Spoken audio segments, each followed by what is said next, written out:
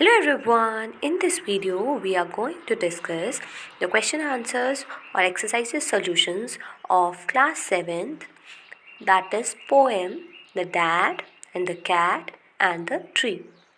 Okay तो इन poem के हम क्वेश्चन आंसर्स को डिस्कस करने वाले हैं इस वीडियो में। सारे के सारे क्वेश्चन आंसर्स को डिस्कस करेंगे। पोएम के एक्सप्लेनेशन को हम ऑलरेडी डिस्कस कर चुके हैं। अगर आपने वो वीडियो नहीं देखी है तो आप डिस्क्रिप्शन में आपको लिंक मिल जाएगा, आप चेक कर सकते हो। ठीक है, स्टार्ट करते हैं with question number 1। So first question क्या पूछ रहा है कि why was dad sure he wouldn't fall. मतलब फादर को या जो डैड थे उनको ऐसा क्यों लगता था कि वो गिरेंगे नहीं, ये बताना है आपको। ठीक है, तो फर्स्ट क्वेश्चन का आंसर हमें यहाँ पर मिलेगा कि the dad was sure that he wouldn't fall because he thought he was a great climber. अगर आपने पोएम का पूरा डिस्क्रिप्शन, उसका एक्सप्लेनेशन सुना है तो आपको पता होगा कि फादर क्या थे, काफ़ी ज़्यादा कॉन्फिडेंट थे। उन्हें लग रहा था कि वो आसानी से चढ़ जाएंगे, तो वो क्या बोलते हैं कि वो नहीं गिरेंगे क्योंकि उन्हें बहुत अच्छे से चढ़ना आता है पेड़ों पे। ठीक है, नेक्स्ट क्वेश्चन पे जाते हैं। दैट इज़ क्वेश्चन क्या पूछ रहा है आपको, which phrase in the poem expresses dad's self confidence best. कौन से फ्रेज से हमें पता चलता है कि डैड में सेल्फ कॉन्फिडेंस था। ठीक है, और कौन से फ्रेज से हमें पता चलता है उसको भी लिखना है आपको। तो क्या फ्रेज था कि जो फ्रेज था पोएम में जो एक्सप्रेस करता है डैड के सेल्फ कॉन्फिडेंस को बेस्ट, वो था easy as winking to a climber like me. यानी कि ये काम कितना आसान है मेरे लिए, आँख मारने जितना आसान है। ठीक है, क्योंकि मैं बहुत अच्छा क्लाइंबर हूँ। ऐसा किसने बोला था, डैड ने बोला था। ठीक है, नेक्स्ट आते हैं क्वेश्चन नंबर 3 की तरफ।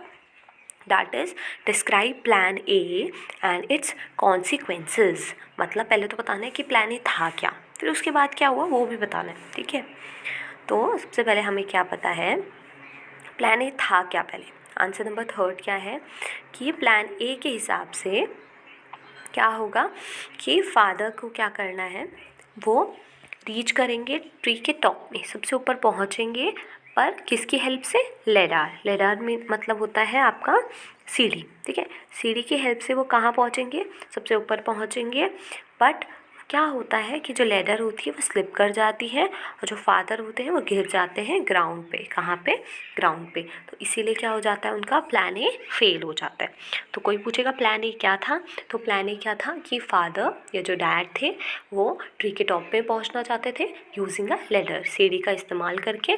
बट क्या हो जाती है, सीढ़ी स्लिप कर जाती है और नीचे गिर जाते हैं। यही उसके कॉन्सिक्वेंसेस थे। ठीक है, नेक्स्ट क्वेश्चन पे आते हैं। That is question number 4, that is plan C was a success, what went wrong then. मतलब प्लान सी तो सक्सेसफुल था, तो फिर गलती कहाँ पे हुई, क्या गलत हो गया था। ठीक है, तो हमें क्या पढ़ना है, देखो। Plan C was success that reach the place where the cat was stuck. अब क्या था, प्लान सी सक्सेसफुल हो गया था क्योंकि प्लान क्या था कि ट्री के टॉप में पहुंचना है। तो डैड इस बार ट्री के टॉप में पहुंच गए थे और क्या हुआ था, ऊपर तो वो पहुंच गए और कहाँ पहुँचे, जहाँ पे वो कैट फंसी हुई थी। स्टक मतलब होता है फंसा होना। ठीक है, but the moment he reach that place, उस टाइम जिस टाइम वो वहाँ पहुँचे, तो उसी टाइम क्या हुआ कि जो कैट थी उसने जंप कर दिया ग्राउंड में। अब देखो, वो कैट को लेने गए और तब तक कैट ने खुद ही जंप कर दिया नीचे। ठीक है, तो ये थोड़ा अजीब सी बात हो गई ना। बट तो फिर क्या हो जाते हैं, डैड वहीं स्टक रह जाते हैं। ठीक है, अगर आपने पोएम पढ़ी होगी तो आपको पता होगा। ठीक है, next is the cat was very happy to be on ground, pick out the phrase use to express this idea. ठीक है, आपको पता है कि जो कैट थी, ऑब्वियस सी बात है, अगर वो कहीं पे फंस, आप भी अगर कहीं फंस जाओ, ठीक है, जब वहाँ से निकलो तो आपको बहुत खुशी होगी ना। तो वैसे ही जो कैट थी वो बहुत खुश थी जब वो ग्राउंड पे आ गई थी। आपको एक फ्रेज़ बताना है जिससे आपको ये पता चला कि जो कैट थी वो खुश थी। तो कौन सा फ्रेज़ था, स्माइलिंग एंड स्प्रिकिंग। स्माइलिंग मतलब खुश होना, ठीक है, स्माइल करना। स्प्रिकिंग मतलब भी मुस्कुराना होता है। ठीक है, तो ये फ्रेज़ था। नेक्स्ट इज क्वेश्चन नंबर आपका 6, that is describe the cat and the dad situation in the beginning and at the end of the poem. तो याद रखना है आपको, 2 पार्ट्स में आपको इसका आंसर देना है। पहला बताना है कि शुरुआत में, बिगिनिंग मतलब शुरुआत में क्या सिचुएशंस थी कैट और डैड की, और एंड ऑफ द पोएम में क्या सिचुएशंस थी। अगर आपको पता है तो ठीक उल्टा हो गया था, ठीक है। क्या, that at the onset, onset मतलब शुरुआत में, the cat was stuck on the tree. Cat कहाँ स्टक थी, कहाँ फंसी हुई थी, ट्री पे। और जो फादर थे वो कॉन्फिडेंट थे, वो उनको पता था कि वो क्या करेंगे, ऊपर जाके और कैट को लेके आ जाएंगे, ठीक है। पर जैसे टाइम गुजरा और पोएम ख़त्म होने वाली थी, तब हमें पता चला कि उल्टा हो गया है। मतलब कैट जो थी अब वो फ्री हो गई और फादर कहाँ स्टक हो गए थे, ट्री में, ठीक है। ये अपोजिट हो गया ना बिल्कुल। सो इसीलिए क्या कहते हैं कि टाइम बदलते देर नहीं लगती है, ठीक है। Next is why and when did dad say each of the following. देखो ये क्वेश्चन थोड़ा लेंथी भी है और इम्पॉर्टेंट भी है। कैसे, देखो कुछ पॉइंट्स दिए हुए हैं आपको, जैसे fall, never mind, funny joke, rubbish. तो ये पॉइंट्स आपको बताना है, ये बोले किसने, ये सारे पॉइंट्स डैड ने बोले, ठीक है, पोएम में। जब आप पोएम पढ़ोगे तो पर आपको ये बताना है कि वो उन्होंने कब कब ये बोला है, ठीक है, और क्यों बोला है ये भी बताना है। फर्स्ट क्या था, फॉल।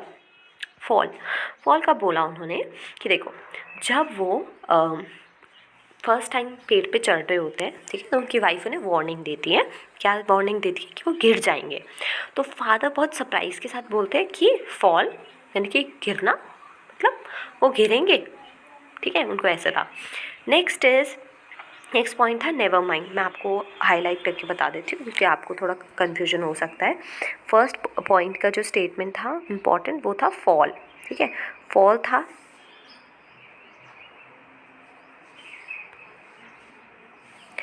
फर्स्ट जो पॉइंट था उसका इम्पॉर्टेंट क्या था, वर्ड, दैट इज़ फॉल, ठीक है, फॉल था। नेक्स्ट वाले का स्टेटमेंट का इम्पॉर्टेंट वर्ड क्या था, नेवर माइंड, ठीक है। नेक्स्ट वाले का था फनी जोक, वैसे आपको हाईलाइट करके लिखा भी है। और लास्ट वाला क्या था, रबिश, ठीक है। तो क्या याद रखना है, सबसे पहले फॉल उनकी वाइफ ने कब बोला, जब वो फर्स्ट टाइम चढ़ रहे थे और उनकी वाइफ ने बोला तुम गिर जाओगे, ठीक है। तो उनके फादर ने बड़ी सरप्राइज़ के साथ बोला फॉल, कि मैं गिरूँगा, ठीक है। नेक्स्ट इज़ नेवर माइंड, ठीक है। नेवर माइंड का मतलब था कोई बात नहीं, ठीक है। क्या होता है जब फादर फर्स्ट अटेम्प्ट करते हैं लेडर से चढ़ने का पेड़ पे, तो क्या हो जाता है, अब वो गिर जाते हैं पेड़ पे, याद है फ्लावर बेड पे वो गिर जाते हैं। तो फादर जो होते हैं वो बोलते हैं, पहले तो वो हार नहीं मानते, ये बहुत अच्छी बात है कि वो हार नहीं मानते, और अपने कपड़ों को, अपने सर को, अपने बालों को झाड़ते हुए वो कहते हैं कि नेवर माइंड, कोई बात नहीं, ठीक है। नेक्स्ट इज़ क्या, फनी जोक। थर्ड पॉइंट क्या था, फनी जोक। फनी जोक वो कब कहते हैं, जब उनकी वाइफ उन्हें फिर से वार्न करती है, ठीक है, कि तुम गिर जाओगे। जब वो प्लान बी आपका एग्जीक्यूट कर रहे होते हैं, प्लान बी कर रहे होते हैं, तो उनकी वाइफ फिर से उनको वार्निंग देती है कि अब तुम गिर जाओगे मत, आराम से, ठीक है, वार्निंग देती है कि तुम गिर जाओगे। तो उनकी वाइफ वार्निंग देती है जब उन्हें, तो उस पर ही उनका रिएक्शन क्या होता है, फ़नी जोक, कि मतलब हाँ मजाक कर रही हो तुम, ठीक है, नहीं गिरूँगा मैं, क्योंकि उनको कॉन्फिडेंस था उनको, वो कहीं ना कहीं सेल्फ कॉन्फिडेंट थे कि वो गिरेंगे नहीं, ठीक है। नेक्स्ट पॉइंट क्या था, लास्ट जो इन चारों में से, दैट इज़ रबिश, ठीक है। रबिश मतलब होता है वैसे हम कूड़े के लिए भी यूज़ करते हैं ना रबिश, बट यहाँ पर रबिश का मतलब है बकवास, ठीक है। क्या है रबिश का मतलब, बकवास। जैसे आफ्टर द सेकेंड फॉल, मतलब दूसरी बार गिरने के बाद, ठीक है। जब उनकी वाइफ बीच में बोलती है कि अब तुम क्या करोगे, he might break you his neck, कि अब तुम अपनी गर्दन तोड़ लोगे, ठीक है।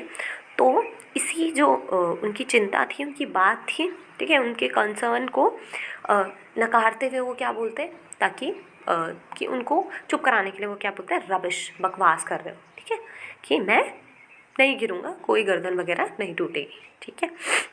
सो ये थे आपके पॉइंट्स।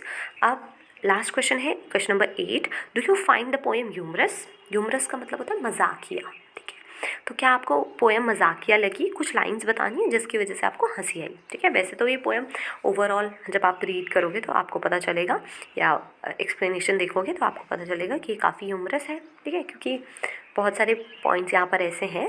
तो ऑफ कोर्स हमें ये पोएम कैसी लगी, बहुत ही ह्यूमर से भरी हुई लगी, ठीक है। मजाक था इसमें काफ़ी ज़्यादा, क्योंकि जो नरेटर के फादर थे वो क्या हुए, गिर रहे थे, ठीक है। और गिर रहे थे बट आई थिंक इसमें ह्यूमरस पार्ट तो है, साथ ही साथ आपको लर्न करने को भी मिलता है कि उन्होंने क्या किया, मतलब ट्राई करते रहे, ठीक है। एक अच्छी पॉइंट भी है, बट अभी हमें थोड़ा ह्यूमरस पर्सपेक्टिव से देखना है, तो दैट विल बी कि वो क्या थे, ह्यूमरस भी थे क्योंकि वो गिर गए, ठीक है। ऐसे हम देख सकते हैं। तो फर्स्ट पॉइंट क्या था, अब देखो खुद ही सोचो, जिस कैट को वो लेने के लिए इतनी बार चढ़ के ऊपर गए, ठीक है, वही कैट खुद ही अपने आप नीचे आ गई, ठीक है। तो वो कैट पहले भी तो आ सकती थी ना, है ना।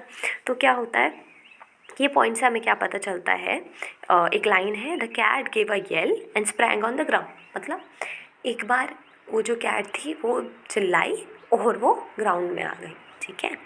डैड इतनी बार ऊपर चढ़े गिरे, ठीक है, कैट को लेने के लिए, और कैट खुद ही नीचे ग्राउंड पे आ गई। और डैड बेचारे स्टक रह गए, कहाँ पे, पेड़ पे। दूसरा पॉइंट क्या था कि it slipped, he landed in the flower bed. अब क्या हुआ कि इट स्लिप्ड का मतलब कौन स्लिप हुआ था, लैडर स्लिप हुई, लैडर की वजह से कौन स्लिप होगा, डैड स्लिप हुए। और उसके बाद ही landed in the flower bed, वो सीधे कहाँ आके गिर गए, फ्लावर बेड पे। तो ये कुछ पॉइंट्स थे जिसकी वजह से हमें ये ह्यूमरस लगी, ठीक है। तो ये थे आपके exercise solutions of class 7th English, जो कि आपकी पोएम थी the dad and the cat and the tree, ठीक है। तो आपके सारे के सारे हमने क्वेश्चंस को डिस्कस कर लिया है। अगर आपको कोई भी डाउट है आप कमेंट सेक्शन में पूछ सकते हो। Thank you so much for watching this video. Make sure to like, share, comment and subscribe to the channel. Thank you everyone.